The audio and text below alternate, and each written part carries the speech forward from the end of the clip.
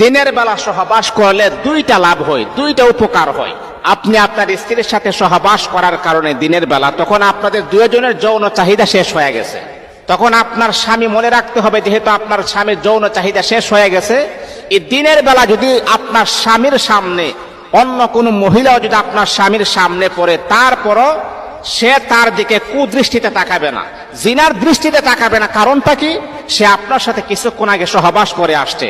আর মানুষের যখন যৌন চাহিদা যখন বাড়তি থাকে, তখন সামনে কোনো মহিলা দেখতে তার দিকে যৌন নজরে তাকানো হয়, এটা গুনাহের কাজ।